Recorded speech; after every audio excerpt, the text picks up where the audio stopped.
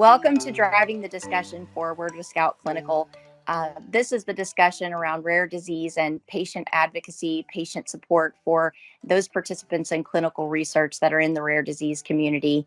And today I am excited and honored to be joined by Dr. Charles Steward.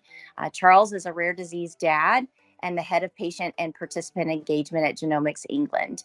He's not only spent 29 years working with the human genome and rare diseases, but he brings an amazing wealth of insight as a father and a geneticist. So, Charles, we are very excited to have you here today and appreciate you joining us, taking time out of your busy day to be with us. So, thank you so much. We'd like to start with you just introducing yourself to our audience and talking to us a little bit about who you are, and then digging into your personal story and helping us understand a little bit more about rare disease families. Thank you, Kimberly. Yeah, an absolute honour to be here. Thank you for inviting me. And that was a great summary, I think, of who I am. I probably can go into a little bit more detail, but I think you given a nice overview. So yes, I'm essentially a genome scientist. It's actually beginning to approach 30 years now that I've been working on the human genome. Back in 1994 at the Genome campus near Cambridge. That's where I was working at a place called the Sanger Institute, which is famous for generating around 1/3 of the human genome. And it's the largest proportion of the human genome by any institute. So the Genome campus in Cambridge is very famous for its association with the human genome, but also genomics more broadly in cancer and rare diseases. So I spent a long time at Sanger looking across the human genome. I was helping to identify where the genes were in the human genome and what their function was. And that was a fascinating job. But I was looking across the whole of the human genome. So I was looking at everything. And there was nothing really that excited me specifically. It was just everything was interested. And it wasn't until 2013 when my daughter was diagnosed with a very severe type of epilepsy called West syndrome. That I was able to sort of move my career from general academic work in the human genome more specifically into looking at parts of the genome that are responsible for serious neurological disorders such as epilepsy. And it was then that I began to advocate. Then that, of course, I began to get to know other families whose children were going through similar journeys, such as my daughter.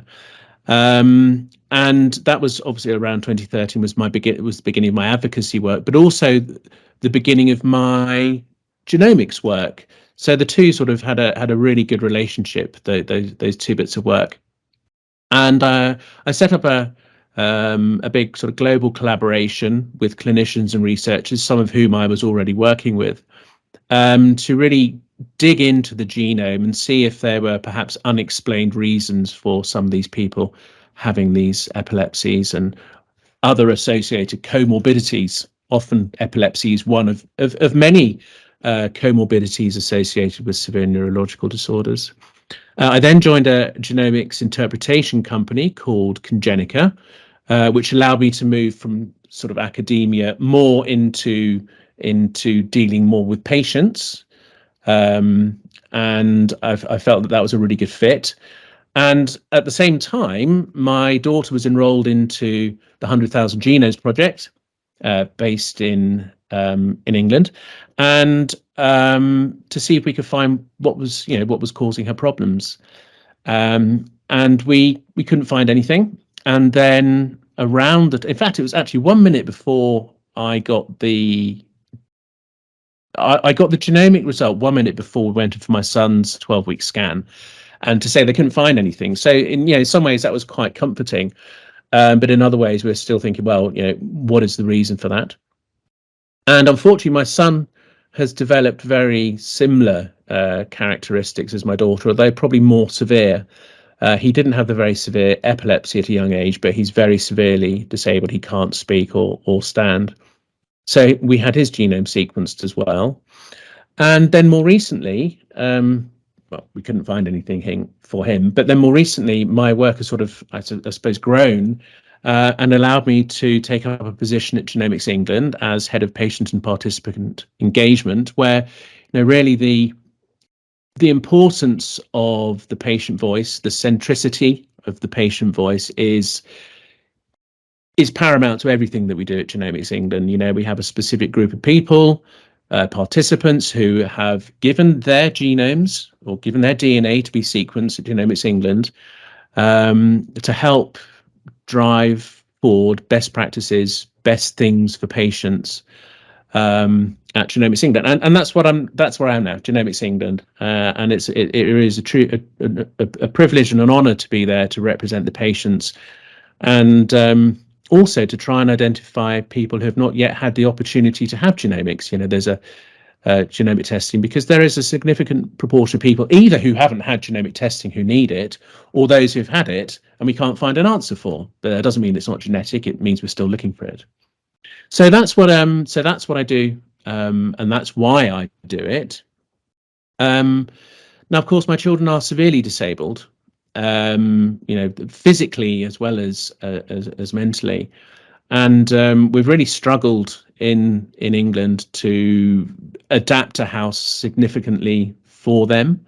And my wife, who is German, a few years back we had this discussion. She said, "Well, let's move back to where I'm from, because we've got lots of family and friends there, and house is much cheaper. So why don't we buy something much cheaper and adapt it for the children?" And that's what we did 2 years ago. We bought a house in Germany. We moved everyone over a year, well, 2 years ago. Gosh, yeah, 2 years ago. And over time, we've been adapting our home into a wheelchair-friendly place. Everything's on the ground floor for the children, but at the same time, it's a big building. It used to be a hotel, but we're adapting parts of the old hotel into holiday apartments, specifically for people with mobility challenges or what have you. So we've had a lift installed. So eventually people will be able to come and have a really nice holiday in the Black Forest, which is where I live.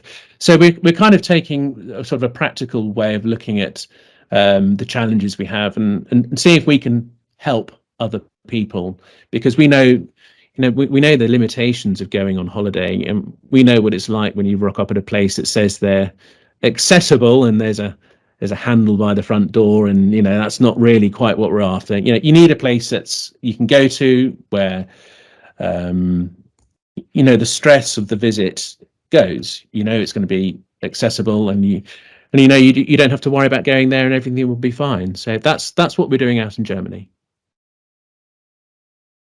Well, I love what you guys are doing out in Germany. It's fantastic news that you have put so much time and effort into doing this for other families, as well as for your own children. It's wonderful.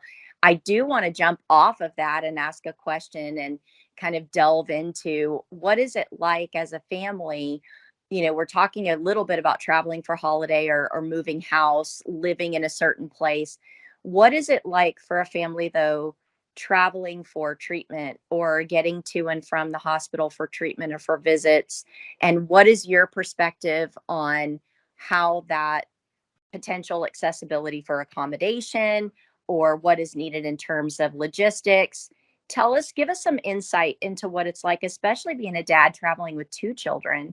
Talk to us a little bit about what that's like, and your perspective on what could be better, what would make it simpler, in your perspective. Sure.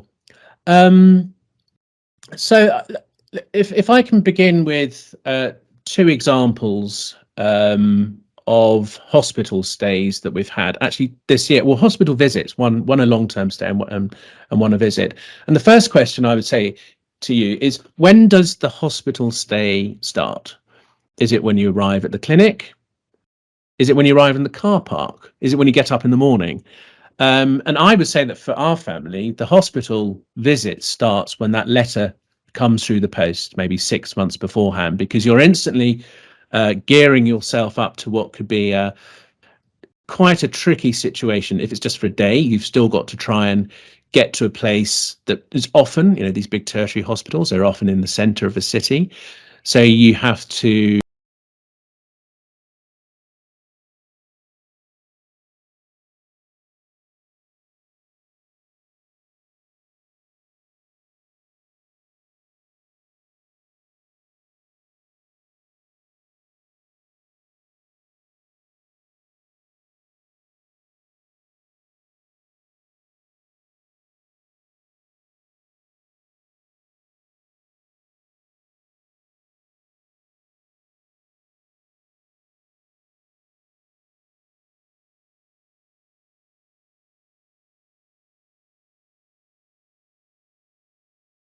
to a very large tertiary hospital, not far from where we live, and we experienced exactly what I've just said. It was a multi-story car park, 10 stories high. There was one lift, which you can watch the numbers. They go up, all the way up to where your floor is, not quite, and then they go back down again. And you stand there getting more and more frustrated. And if you've got like my son who finds that very challenging, he had a complete meltdown. So before we actually get into the clinic, we're all really stressed, we're all really anxious, and then of course you have to wait to be seen.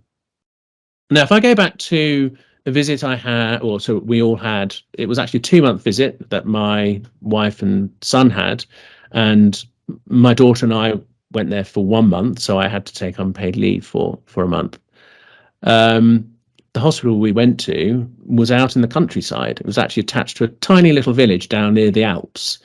And I'd been there before, and I knew that the car park was a huge car park. Everything was on ground level. And it was a wonderful place where I could see the Alps, the mountains in the background. So I could sit outside reading a book with my son during that stay, and it was relaxing. Now, of course, you can't start changing where your hospitals are now, but I thought it's a great example of just how small things. Well, it doesn't sound like a small thing, but just taking out that sort of the initial stresses can actually make things a lot easier for you. Yeah, I think what you're talking about with the visit really starts when the appointment is made.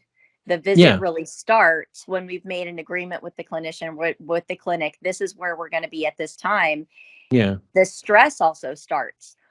So, families need support to say, okay, this is what to expect. Because in your situation, you're trained, you understand what a hospital is like, what you're looking at when you walk into a hospital, and you understand what the doctors are doing. You have a level of understanding and expertise that many families don't have. And so it can be, you think about the anxiety and the burden it is on your family and how much you understand and you've been able to do, and that burden is then set across all of these rare disease families. It starts that day they make that appointment. And so I would say that it would be very helpful if families had more education on what to expect. What does the car park look like? What can we provide for the family if they don't have a van that would easily get in and out of that car park? Can we provide that for them? You mentioned another topic, which I think is really important, which is the financial burden of families having to take unpaid leave just to go have that treatment, because that's the most important thing in their life, is getting that treatment. So you're willing to take that unpaid leave, but that financial burden, and how do we mitigate the financial burden? How do we do both? Start with the education to alleviate some of that anxiety, and then how do we help with the financial burden? So I would love to hear back from you when you make that decision, and you've got the appointment booked, and that day starts where you're prepping for that visit. What would be helpful? What are some of the things where you've said, I wish someone would help me do this? What are some of those things, and how could we do it? yeah. I think what you mentioned, even just a basic sort of understanding. I mean, you can go into Google Maps now, can't you? Google Earth, and you can, if you want to, you can kind of trace your route into hospital. I mean, we often try to get an appointment at the beginning of the day, because we feel that there wouldn't by at 9 o'clock in the morning, there wouldn't have been that knock-on effect where you could be 2 hours late for your appointment.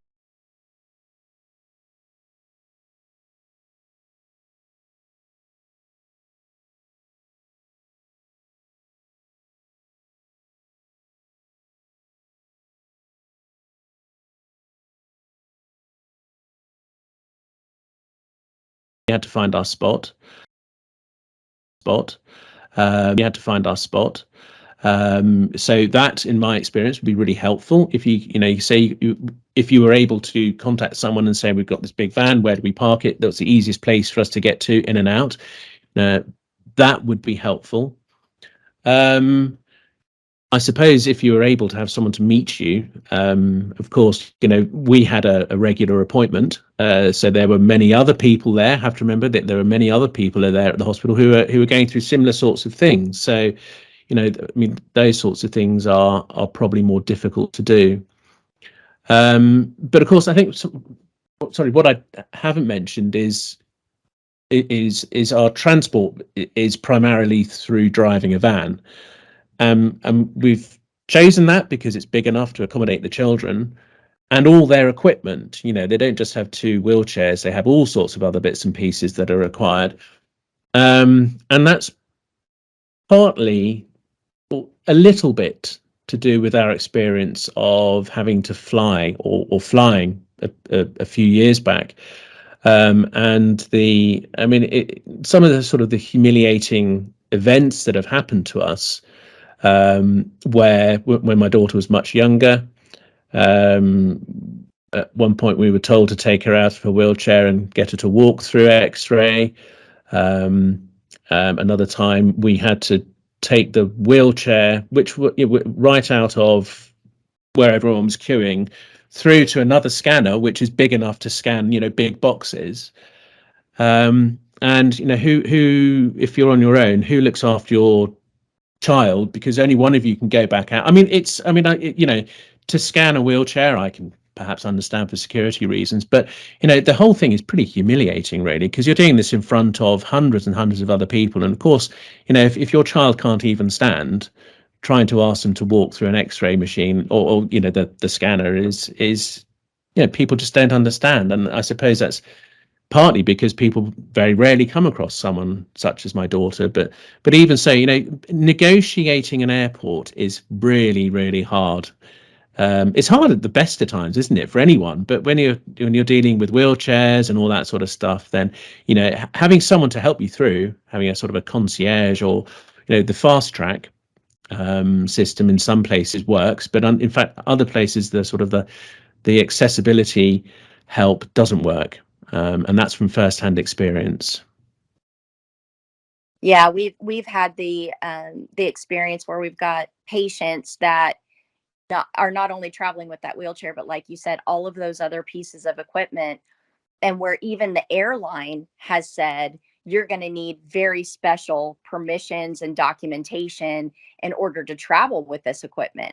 And Mm, so we run interference for those families in advance of that trip to make sure that that's documented, that the airline understands, because we don't want a family going to the airport and not being and experiencing some sort of delay, or these children can't not go to the visit. Once we've set this up and it needs to happen, we need to support the families in everything we can do. So not only, like you said, getting through, but if you get through, how does getting on the airplane look like?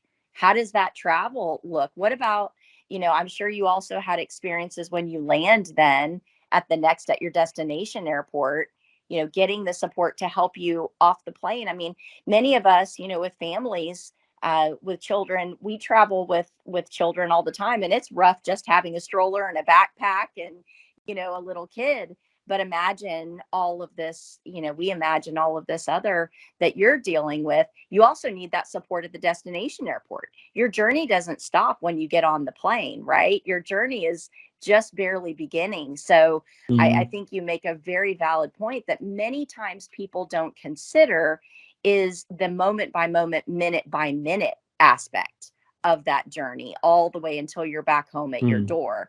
So I appreciate you bringing that up. I think the travel with the equipment is an added burden and very difficult and challenging. And like you said, the other question is, who's watching the other children? Who's making sure I mean, that's you can't take your eyes off of one to worry about the other, but in essence, you have to. So, what do Yeah, you do if you don't have another parent or a grandparent or another care partner to travel with you? absolutely. And I would imagine that in most cases, I don't know this for sure, but I'm hypothesizing that I imagine it would probably be one parent who would go, because if there are two parents, one of them will probably have to stay behind and work, or what have you. So it's an impossible task. It really is. Um, Yeah, I mean that's the reason we don't fly anymore. I mean it's too complicated, obviously, because my daughter can't, my both children can't walk, so I don't even know if they'll be allowed. I assume they.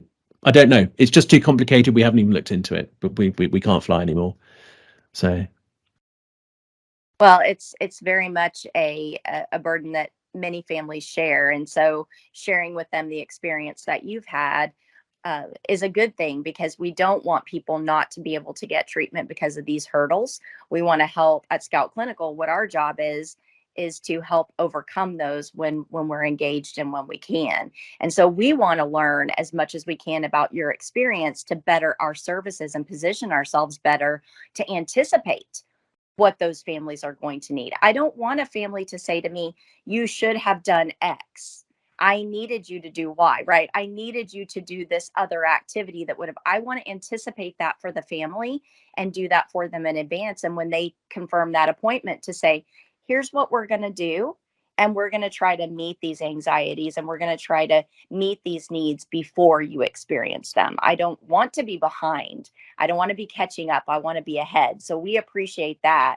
I do want to touch on what you've done in terms of accessibility at the hotel. I'd like for you to talk just quickly about how you found in your own experience about what maybe the our culture and our world thinks is accessible, but what really needs to be accessible for families and patients.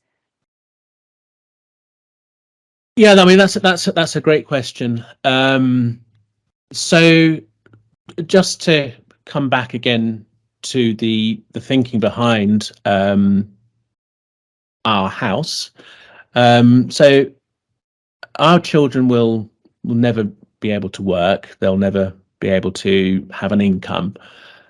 So one of the things that really preys on your mind as parents of children such as this is what happens, when I die, my wife dies.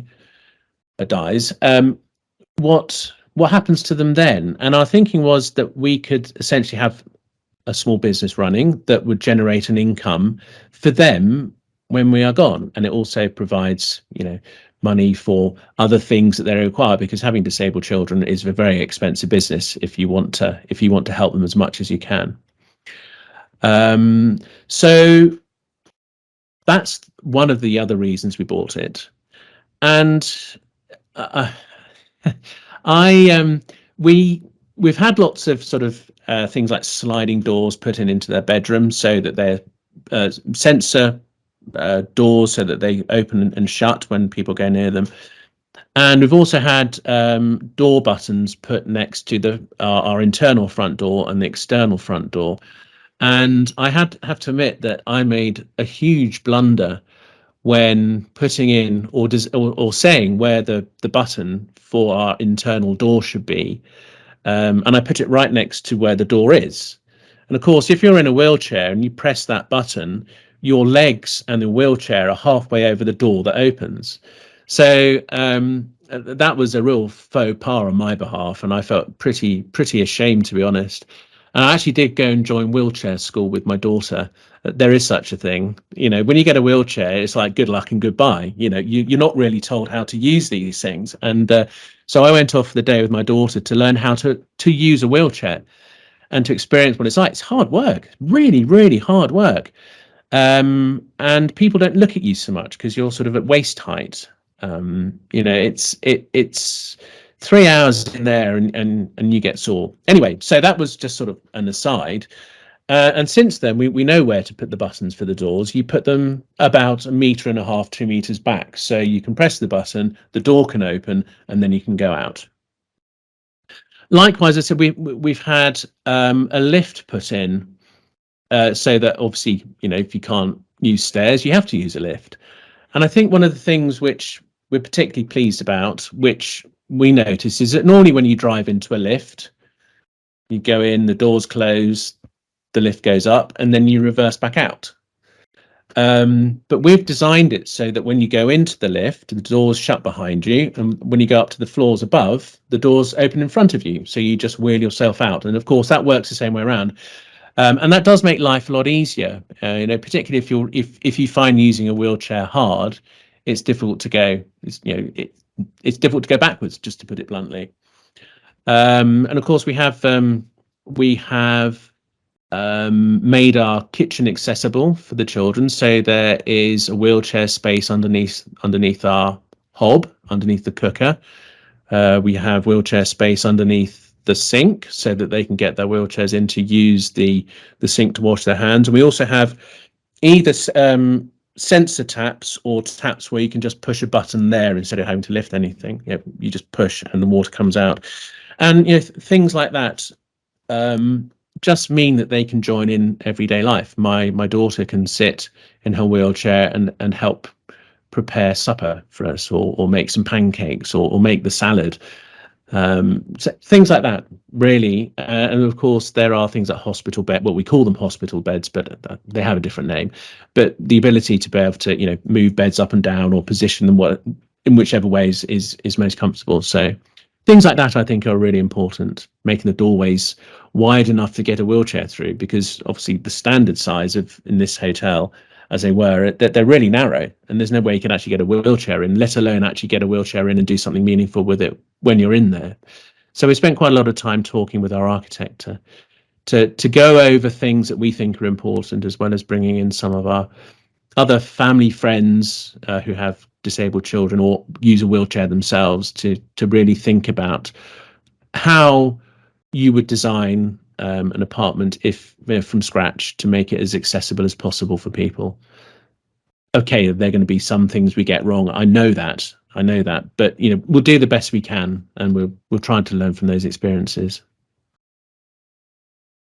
Well, your insight on this is very educational to us, because I think most people who are not who are not in a wheelchair, who are not supporting those and care partners with those who are, a lot of times we do tend to think, well, there's parking spaces right up front, and there's a ramp to go up as you enter the hotel or the apartment complex, and the doors might be a little wider. That's true, but that's not where it ends, and that's not where we should be looking for more.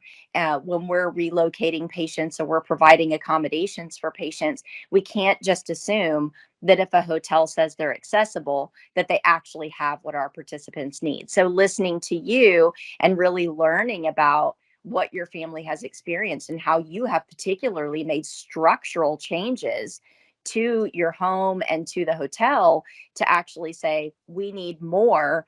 That's a message to us as providers, that we need to make sure we're looking for more on your behalf. That's our job. That's what the sponsors ask us to do, is make sure that our patients, our participants, and their families have what they need when they get there, not just a ramp. A ramp isn't just going to cut it, right? We need to be doing No. more.